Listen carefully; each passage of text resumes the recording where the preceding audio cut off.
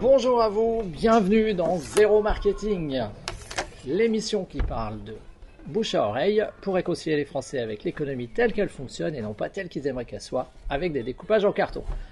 Et comme vous l'avez remarqué, nous sommes dans la saison des vacances. Alors ce soir, on va pas vraiment avoir de découpage en carton. Salut Anaïs, bienvenue à toi. Ça va être beaucoup plus cool durant ces 6 semaines. Les épisodes au format habituel reprendront début septembre où nous aurons de nouveau des choses un peu plus profondes. Mais je vais profiter de l'été pour vous parler de marketing sur des choses qui me passent par la tête. Je ne vois pas forcément très bien à cette distance. On va dire que les moyens techniques sont également beaucoup plus limités durant l'été. Mais c'est pas grave. Je ne sais pas d'ailleurs si vous avez vu, mais sur la chaîne YouTube, on a eu un bon boost de la part de Romain de la communauté Dropshipping Reborn, à qui j'ai confié une dédicace parce que je suis passé la semaine dernière chez Olivier Andrieux, le pape du référencement en français, dont j'ai toujours pas fini le livre. Donc cet été, ça va être des choses de ce type-là. Alors, je profite des occasions et je suis actuellement en Allemagne à la rencontre des familles espérantophones. Alors pour ceux qui m'ont déjà entendu parler d'espéranto, on va en parler un peu plus cette fois-ci. Bonsoir Benoît, bienvenue à nous. Cette fois-ci, on va parler un peu de pourquoi je me trouve ici. Eh bien, figurez-vous que c'est notre 12e participation à la rencontre des familles espérantophones. Salut Thierry. Et si on revient un peu à pourquoi on est venu 12 années de suite, on est venu passer nos vacances avec des amis espérantophones, il y a une raison toute simple. La raison, c'est qu'on avait besoin de se creuser de langue pour maintenir le bilinguisme de nos enfants. Alors pourquoi est-ce qu'on avait besoin d'un bilinguisme? Parce que c'est quelque chose que je désirais. Parce que c'est aussi un moyen de le mettre en place avec une langue construite comme l'espéranto. Et si on revient au fondement même de la langue, on se rend compte que ça fait un peu référence à Salut Fanny, à l'épisode de la semaine dernière où j'avais parlé de la vision. La vision de Zamenhof, c'était qu'on peut avoir un monde dans lequel les gens peuvent se comprendre à l'aide d'une langue d'intercompréhension qui sert de langue pont entre des gens qui n'ont pas la même langue maternelle. Et ça, c'est de la science-fiction pour beaucoup de gens. Et pour d'autres gens, c'est un rêve qui a déjà eu lieu. C'est quelque chose qui est, je ne veux pas dire que c'est mon quotidien, mais ça l'a été pendant 15 ans. Pendant 15 ans, j'ai utilisé la langue pour donner 2 langues maternelles à mes enfants. Donc ça peut sembler complètement fou. Et peut-être que vous n'en avez jamais entendu parler. Alors pourquoi est-ce que vous n'en avez jamais entendu parler? Et c'est ça qui nous ramène au marketing. Parce que finalement, l'espéranto, c'est quoi? C'est un gars dans la Pologne à la fin du 19e siècle, dans l'Empire russe, qui a une idée, qui passe à l'action, qui publie un livre, qui diffuse quelques exemplaires de ce livre, et derrière une communauté qui se met en place.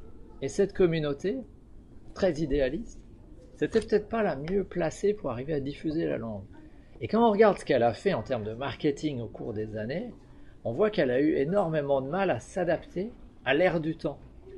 Parce que fin 19e, on ne parle pas de marché et de concurrence libre et non faussée. Vous ne pouvez pas débarquer sur le marché en disant « Hé les gars, j'ai une langue qui va vous aider à avoir un marché où la concurrence va mieux fonctionner, va être plus libre et moins faussée. » Ça ne marcherait pas ça. Ça, c'est pas la peine. Fin 19e, les gens venaient en disant « regardez, on a une langue diplomatique au même niveau que le français. On a une langue avec une vision, avec quelque chose de très idéaliste. » Et ça marche jusqu'à la Première Guerre mondiale. Quand on regarde début du XXe siècle, qui étaient les espérantophones? C'est l'Automobile Club, c'est le Lions Club. C'est finalement qui possède une automobile début du XXe siècle? Les plus riches. Qui voyagent à l'étranger? Ceux qui ont le temps, les capitalistes qui ont le temps, les rentiers qui ont le temps d'aller se promener, qui ont le temps d'aller découvrir, qui ont finalement assez de ressources pour avoir besoin d'un loisir qui leur permet d'aller rencontrer d'autres gens. Enfin, ceux qui sont occupés à perdre leur vie à la gagner, ils n'ont pas besoin d'espéranto. Et puis on voit apparaître dans le mouvement comme ça, après la Première Guerre mondiale, on voit apparaître une scission entre ceux justement, des milieux ouvriers qui ont besoin de perdre leur vie à la gagner, qui voient dans l'espéranto un moyen de s'unir, et puis de l'autre côté quelques commerçants espérantophones qui se disent tiens, on pourrait faire fonctionner, ça marcherait mieux si on bâtissait quelque chose comme ça.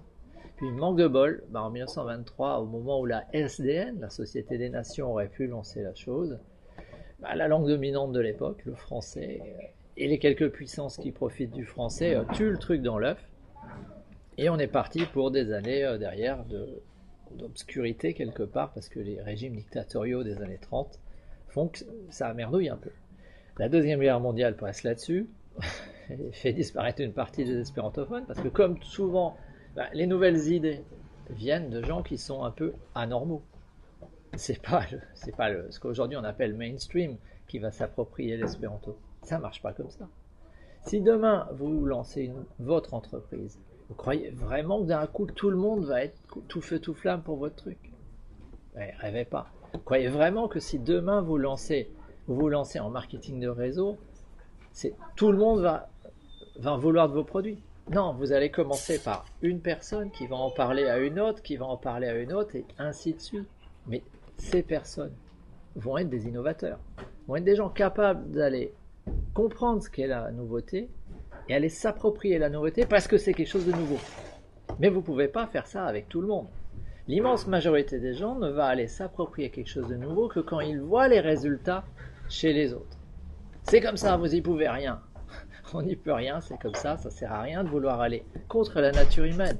Et si j'ai nommé Zéro Marketing l'émission qui réconcilie les Français avec l'économie telle qu'elle fonctionne, et non pas telle qu'ils aimeraient qu'elle soit, c'est parce que le zéro, il signifie bouche à oreille, mais il signifie aussi que les Français sont assez zéro en marketing et assez zéro en matière de mise sur le marché. C'est comme ça. Alors, ça, par contre, on peut y faire quelque chose parce que c'est pas lié à la nature humaine, c'est lié à la façon dont ils sont éduqués. Si on revient sur la manière dont les espérantophones diffusent l'espéranto, après la Deuxième Guerre mondiale, ils sont désormais dans un monde asymétrique qui a basculé avec la prédominance de l'anglais et de la puissance qui gagne la guerre. Ce sont les États-Unis. Venir avec exactement les mêmes arguments qu'avant la Première Guerre mondiale ou avant la Deuxième Guerre mondiale, dans les années 50, t'es sûr de te planter. Si tu vas au carton, c'est évident que tu vas au carton. Ça ne peut pas marcher. Et pourtant, quand on regarde dans les écrits, le mouvement est resté très sur une approche presque diplomatique de la chose, en croyant qu'il allait avoir un super État qui allait décider pour toute la plèbe en bas que c'est comme ça que ça allait marcher. Ce qui est encore un moyen de croire que quelqu'un tout au sommet de la pyramide va diffuser de manière volontaire une innovation. Ça ne marche pas comme ça. Vous avez 10% des gens qui vont réagir à votre message quand il est nouveau. C'est tout. Vous ne pouvez rien y faire d'autre. Les autres vont réagir quand les 10% en question auront prouvé que ça marche. C'est comme ça, vous n'y pouvez rien. Tiens, je vais voir si je... désolé, j'arrive pas aujourd'hui avec les moyens techniques que j'ai de voir les réactions sur Facebook, à part le fait que c'est... Non, j'arrive pas à voir les réactions. Bon, c'est comme ça, désolé. De toute façon, on va continuer dans notre aspect historique parce que qu'est-ce qui est important? Quand vous êtes un individu, vous n'avez pas besoin du reste de la planète pour prendre vos propres décisions. Vous n'avez pas besoin que votre voisin décide de faire quelque chose pour que vous puissiez faire quelque chose qui vous bénéficie à vous. Donc, c'est ce que j'ai fait. C'est ce que j'ai fait en 2003. Alors, qu'est-ce qui s'est passé entre les années 50 et 2003? On a l'impression qu'il y a une génération qui n'a pas transmis. Comme si elle avait eu du mal à comprendre qu'en 89, le mur de Berlin est tombé. Ce qui veut dire que l'économie planifiée, le fait que quelqu'un décide ce qui est bon pour les autres, c'est fini. Et moi, j'ai vraiment eu l'impression de rencontrer dans les instances du mouvement espérantophone des gens qui n'avaient pas pris conscience, salut James, qui n'avaient pas pris conscience que l'économie planifiée avait échoué. Et aujourd'hui, on est dans quoi? On est dans un marché qui est à peu près libre et qui est toujours faussé. C'est comme ça que ça marche. Vous ne pouvez pas faire autrement que de vous dire, est-ce que dans le marché, il n'y a pas quelque chose qui le fausse de manière à ce que j'en tire profit? Point. Et pour moi, le moyen de donner à mes enfants quelque chose qui fausse le jeu concurrentiel par rapport à d'autres, c'était cette langue. Parce que c'était un moyen de leur donner. Alors, James, le niveau de ton micro est super bas. Ouais, ça va. Moi, je m'entends bien. Alors, je vais parler un peu plus fort. Je vais essayer de me rapprocher. Et je vais parler un peu plus fort, James. Donc, pour moi, c'était hyper important de donner 2 langues maternelles aux enfants, tout simplement parce que c'est le privilège des enfants de diplomates. Quand un enfant grandit en 2 langues, il apprend à parler en 2 langues. Et quand il parle 2 langues, il a l'impression qu'il va pouvoir réussir des tas de choses. Et quand il réussit des tas de choses dans un domaine, eh bien, il se sent pousser des ailes dans les autres domaines et vous avez quelqu'un qui va pouvoir monter. Parce que ce qui est faisable dans quelque chose, quand vous réussissez des choses extraordinaires, ben vous devenez quelqu'un qui réussit des choses extraordinaires. Et puis, votre voisin, il est peut-être en train de dire, tu sais, tu peux pas. Je dis, ouais, mais moi j'y arrive. Je vais le faire. Et puis je me moque de ton opinion. Et voilà. Et c'est comme ça que j'ai amené mes enfants à faire des choses extraordinaires et qu'on a tout à fait l'intention de faire exactement pareil en matière d'argent. Parce que finalement, l'argent, c'est quoi? L'argent, c'est une énergie qui permet d'aller financer vos projets. Et c'est ce que le mouvement espérantophone n'a pas compris. Tant qu'on ne peut pas faire de fric avec l'espéranto, ben c'est une chouette idée pour passer les vacances. C'est sympa pour ça, mais ça nourrit pas son âme. Alors qu'à côté de ça, vous avez des gens qui vendent des cochonneries, qui font plein de pognon et qui après voient qu'est-ce qu'ils peuvent faire. Moi, mon idée, c'est de réunir les deux. C'est un peu comme si ma mission de vie, c'était de révéler la valeur économique de l'espéranto. Et je compte le faire par le marketing de réseau. Et puis si ça passe pas avec ça, je le trouverai avec autre chose. Voilà, c'est assez simple pourtant. Et il y a plein de gens autour de moi qui ne comprennent pas. Donc on retrouve toujours ce truc-là. 15% des gens autour de vous vont voir la chose. Exactement comme certains vont voir la puissance de l'affiliation sur des produits numériques à abonnement. Comme, à mon sens, que 15% des gens qui vont voir la puissance du monde vers lequel on va, qui est un monde à abonnement. Parce que dans le monde où les ressources baissent, c'est évident qu'un abonnement est beaucoup moins stupide que de remettre plein de pubs pour aller reconquérir un nouveau client. Et vendez tout le temps au même. Moi, j'ai l'intention de créer des tribus. D'ailleurs, ça, la rencontre de la famille espérantophone, c'est une tribu. C'est une tribu qui fonctionne très très bien. Ce qui est marrant parce que si on allait demander dans la rue à tous les gens, ils vous diraient non mais non, personne ne parle espéranto. C'est un projet pour ceux qui savent le mieux de quoi il s'agit. Ça a échoué. Donc, on voit bien que quelque part, pour certains ça a échoué, pour d'autres c'est une tribu qui marche super bien. Pourquoi hiatus? Tout simplement parce que certains n'auront pas la vision. D'ailleurs, si vous voulez revoir l'épisode de la semaine dernière sur la vision, je vous envoie sur la chaîne YouTube Zéro Marketing. Alors, je vais essayer de me rapprocher. C'est ce qu'on me dit, bientôt 20% et on pourra reparler de la loi de Pareto. Oui, la loi de Pareto. On parlera de la loi de Pareto dans un autre épisode. Merci de l'idée. Peut-être un épisode estival, ce que je ne prépare pas. Peut-être un épisode de la rentrée. On verra bien ce que ça va donner.